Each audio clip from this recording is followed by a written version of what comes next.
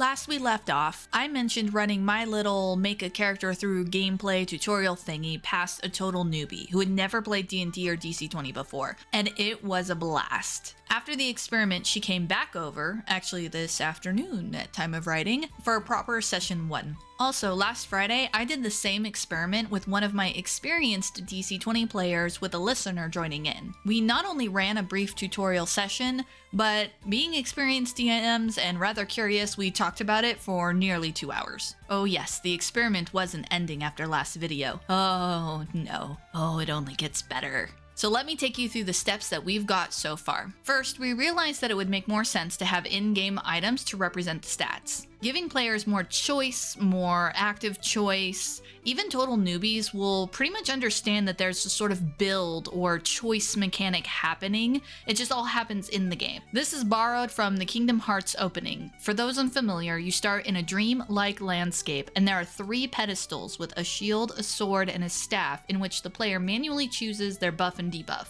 Then you wake up and then the game starts. Well, why couldn't we do this in DC20? Seriously, why not? Just make it 4 instead of 3. Have the player pick the highest and the lowest. You could then do the 2 stats in the middle in a number of different ways. Or in Dragon Age Inquisition, where you raise the standards in order, you pick a 1 and then a 2 and then a 3. In the video game, they're kind of meaningless, but in DC20, in a curated opening area like a training hall or a castle or fort, you could totally use this to build core stats. So then there's skills. Now, I forget the name, but there's a TTRPG one of my players told me about where builds happen like this. And how it works is the players freely use skills, just with no bonuses and DCs to match, and each time they use a skill, a tick mark is put next to it. At the end of the tutorial area, and when the sheet is presented to the player, the skills with the most tick marks will get a mastery in this case, until they run out of points. Now the ancestries. So I began writing opening scenario ideas to incorporate these things along with another community member. And both of us sort of accidentaled ourselves into writing the same thing, the mirror. See, in every scenario we wrote a couple opening lines for the environment and then a line where the player passes in front of or interacts with a mirror, a reflection, a pool, what have you, or a dream state where they can see themselves. It's here that's the most uncertain part of the experiment without more testing, but the general idea is to ask the player to describe what they look like, and we would kind of assign an ancestry from there. Experienced players can ask questions like, can I be an elf? What traits do they have? And traits can be assigned and ordered from there. New players don't need to be bogged down, I think, with a lot of choices. They could just be an elf, a human, a dwarf if they wanted, with detailed traits assigned later, or they could just give a physical description. Since we're in the tutorial area, some features won't really be needed, at least not right away. The classes. So pretty much all of this just boiled down to Guild Wars 1 style trainer setup. So in Guild Wars 1, players went to masters of a profession and interacted with them to get the option of that profession. They then got 1 to 3 abilities of that class and did a little mini quest to test them. If they liked the abilities, they went back to the master and confirmed their choice. If the class choice is a bit much, you can pare it down to simple magic classes, martial classes, and the spell blade. Then you could refine later if you wanted with a secondary quest, going instead from just magic user to maybe wizard specifically. The back half of all this working is the scenario design. So you could do something like Morrowind, where a player picks up a couple of options and then poof, starts adventuring right away. Or you could do something like a Fable style open, where each element of the game, like combat and social interaction and magic and puzzles, are all introduced one by one at a time. It's up to the DM and the size of the group, really. Now, a smaller group, the DM could just have blank character sheets behind the screen and fill them in as the players play.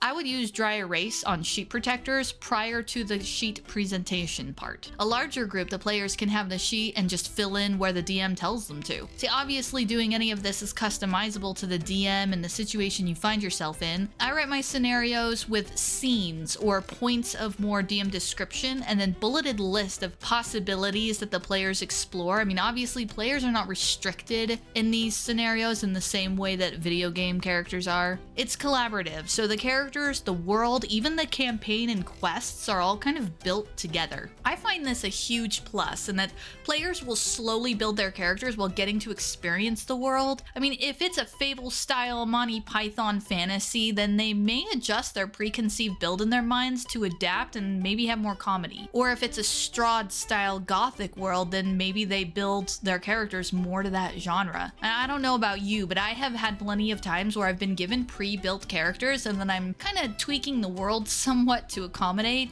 Not that I mind, but I picture a situation where all of that can happen diegetically and all at the same time, and that sounds amazing to me. Of course, much like some of the Elder Scrolls series, at the end of the tutorial zones, we would give the player the sheet and then give them the option to tweak it if they want. You may notice that all of these ideas come to various well-done video game tutorials. Because why not? You're talking about a visual, interactive medium where, by design, needs to take someone totally unfamiliar and get them into the world, and more importantly, interacting with that world as smooth and as fast as possible. I mean, sure, not all the games do this well. Some drop in a mini manual in the game expecting a 2 to 3 hour reading session to get everything, but that's why we steal the good ones. So then maybe the session ends and the group spends a good 30 minutes to an hour reviewing the sheets. But the kicker still was the time spent in the world, in the game. But I encourage you to come up with your own fun or poke around the Discord for ideas if you like, or heck, just try this and see how it goes. I've already had the pleasure of hearing a couple of stories of people trying this with non-D&D players, and it's really amazing to me to hear these stories and hear how well they went. I hope you enjoyed this. I hope you found it interesting, and until next time.